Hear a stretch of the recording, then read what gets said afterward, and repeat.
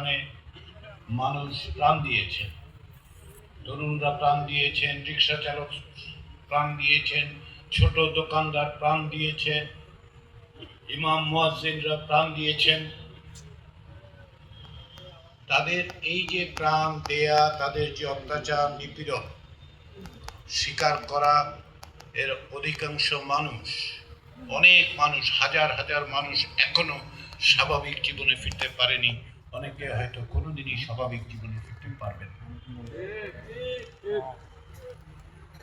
শুধু জুলাই আগস্টে নয়, 16 বছর ধরে আমরা দেখেছি কি করে মায়ের বুক খালি হয়েছে। আমরা দেখেছি কি করে আমাদের বোনেরা অপেক্ষা করেছে তার ভাইরা ফেরত আসবে, স্ত্রী অপেক্ষা করেছে তার স্বামী ফেরত আসবে একদিন, কিন্তু ফেরত আসে নাই। এই যে গুম, হত্যা, নির্যাতন, যারা নিহত হলেন, যে মায়ের বুক খালি হলো, যে সন্তান তার পিতাকে দেখতে পারল না, তারা আমাদেরকে একটা দায়িত্ব দিয়েছেন। সে দায়িত্বটা হচ্ছে যেন আর কারো মায়ের বুক খালি না হয়, সেই রকম একটা ব্যবস্থা যেন আমরা করতে পারি। সেইটা মনে করার জন্য এই দায়িত্বটা যে আমাদের উপর অর্পিত হয়েছে, বেঁচে থাকার কারণে, আমাদের সকলের ফ্যাসিবাদ বিরোধী সংগ্রামে যুক্ত থাকার কারণে, বাংলাদেশের ভবিষ্যৎ তৈরি করার জন্য এই দায় আমাদেরকে এই বীর শহীদরা দিয়েছেন, তাদের পরিবাররা দিয়েছেন। আমরা যেন সেটা বিস্মৃত না হই, আমরা যেন ভুলে না যাই। আমরা এখানে আসলাম কিভাবে? তাদের রক্তের মধ্য দিয়ে আমরা এখানে আসলাম, তাদের প্রাণের বিনিময়ে আমরা এখানে আসলাম। সেইটাই স্মরণ করার জন্য। দ্বিতীয় আরেকটা বিষয়, বাংলাদেশের গত 54 বছরের ইতিহাস আপনারা জানেন। সেই ইতিহাসের মধ্যে আমরা বারবার দেখেছি, আমরা চেষ্টা করি, আমরা প্রাণ দেই, আমরা নির্বাচনে অংশগ্রহণ করার চেষ্টা করি, কিন্তু যে প্রতিশ্রুতি দিয়ে রাষ্ট্র তৈরি করা হয়েছিল সেই জায়গায় আমরা পৌঁছতে পারি না। আমরা 2 কদম আগালে 1 কদম পিছাই, 1 কদম আগালে 2 কদম পিছাই। যে দেশের 1/3 মানুষ 37 বছর বয়সের যে কম বয়সী, এই যে তরুণ, এই যে মানুষগুলো, তাদের জন্য একটা ভবিষ্যৎ তৈরি করার দায়িত্ব আপনার এবং আমার। সেই দায়িত্বটাও স্মরণ করিয়ে দেওয়ার জন্য আমরা এখানে এসেছি।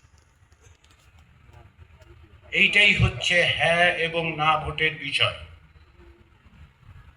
এইটাই হচ্ছে নির্ধারণ করা যে আপনি একটা ভবিষ্যতের বাংলাদেশ চান কিনা, যেই বাংলাদেশে ইনসাফ হবে ভিত্তিক, যার প্রতিশ্রুতি 1971 সালের মুক্তিযুদ্ধের মধ্যে ছিল,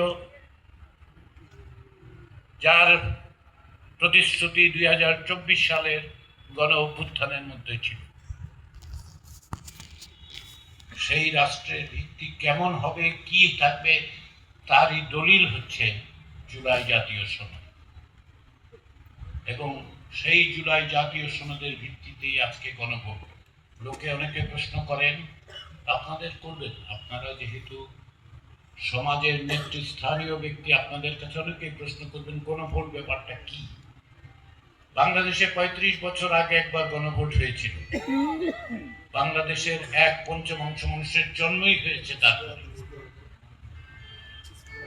বাংলাদেশের মানুষ ভোট দিতেই ভুলে গেছে। ফলে নিঃসন্দেহে তারা আপনাকে প্রশ্ন করবেন গণভোট কি। গণভোট হচ্ছে হ্যাঁ না ভোট। কিসের হ্যাঁ, কিসের না? হ্যাঁ হচ্ছে আপনি বাংলাদেশের একটা ব্যবস্থাকে বদলে ভবিষ্যতে নতুন ব্যবস্থা প্রতিষ্ঠা করার জন্য চেষ্টা করতে প্রস্তুত আছেন কিনা, এইটাই হচ্ছে প্রশ্ন। বাংলাদেশে আগেও গণভোট হয়েছে, 78, 79 সালে, 88 সালে, 91 সালে। আগের গণভোটগুলোর থেকে এইবারের গণভোটের পার্থক্য আছে, কিন্তু তারও আগে যে কোনো হেনা ভোট অন্যান্য নির্বাচন থেকে কি করে আলাদা সেটাও আমাদের বোঝা দরকার। 12ই ফেব্রুয়ারি বাংলাদেশে যে গণভোট হবে তার পাশাপাশি জাতীয় সংসদ নির্বাচন হবে। জাতীয় সংসদ নির্বাচন হলে আমরা কি করি? আমরা যে কোনো সমিতিতে নির্বাচন হলে যাই করি তাই করব। আমরা একটা ভোট দেব একজন ব্যক্তিকে নির্বাচন করার জন্য। তিনি সৎ মানুষ কিনা, ভালো মানুষ কিনা, কাজের মানুষ কিনা, আমার পাশে বিপদে আপদে দাঁড়াবেন কিনা, অতীতে দাঁড়িয়েছিলেন কিনা, অনেক বিবেচনা থেকে আমরা একটা ব্যক্তিকে ভোট দিই। দলের বিবেচনাও তার মধ্যে থাকে। কিন্তু গণভোটে আমরা আসলে ব্যক্তিকে ভোট দেই না। অতীতে যখন গণভোট হয়েছে তখন রাষ্ট্রপতি জিয়াউর রহমানের আমলে জেনারেল এরশাদের সময় বলা হয়েছে এই হচ্ছে আমাদের কর্মসূচি, 18 দফা বা 19 দফা, এইটা যদি আপনারা আস্থা রাখেন, আমার উপর আস্থা রাখেন, তাহলে আমরা এটা বাস্তবায়িত করব। এইবারের কিন্তু তা বলা হচ্ছে না যে আস্থা রাখেন, ভোট দেন, ভোট দিলে অধ্যাপক ইউনূস আগামী 3 বছর ক্ষমতায় থাকবেন, 5 বছর ক্ষমতায় থাকবেন, যারা ক্ষমতায় আছেন তারা বাস্তবায়ন করবেন, সেটা বলা হচ্ছে না। বলা হচ্ছে যে ভবিষ্যতে দেশ চলার জন্য যে দলিল তৈরি হয়েছে সেই দলিল আপনারা গ্রহণ করছেন কি করছেন না। এই দলিল কিভাবে তৈরি হয়েছে? এই দলিল তৈরি হয়েছে রাজনৈতিক দলগুলোর সাথে আলাপ আলোচনার মধ্য দিয়ে। 30টিরও বেশি রাজনৈতিক দল 9 মাসেরও বেশি সময় ধরে প্রকাশ্যে সকলের উপস্থিতিতে আলাপ আলোচনা করে যে সমস্ত বিষয়ে একমত হয়েছে, কিছু কিছু বিষয়ে ভিন্ন মত সহ,